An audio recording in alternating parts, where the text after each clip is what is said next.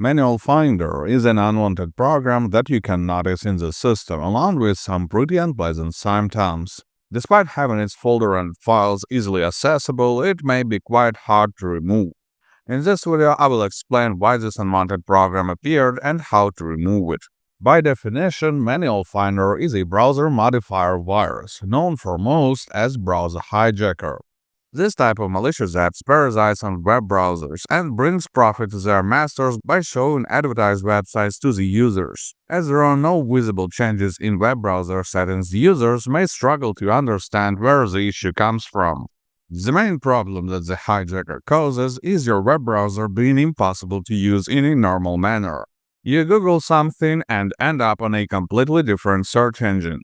You try opening a website and see additional tabs open along. This can already annoy people quite a lot, but there is also malware and phishing danger coming from the pages that the hijacker opens by force. For the places that you can get this hijacker from, they vary quite a bit. Hackers that stand behind it spread their malware in bundles with pirated applications or some shady no-name programs. It is also possible to get infected with a browser hijacker after clicking an advertisement somewhere on the web.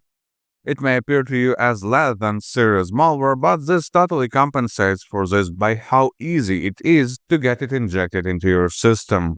Okay, now let's discuss how to remove the ManualFinder hijacker from the system. Despite it having a clearly visible folder on a disk, it is not that easy to get to it, as the app data directory is hidden by default. But shall you try deleting it manually, you will see that it just won't disappear. As it turns out, the malware spreads its duplicates across the system, so the process is way more complicated than just removing the source folder. For that reason, I recommend using Gradient-Soft Anti-Malware. It will find all the traces of the unwanted app and remove them all at once.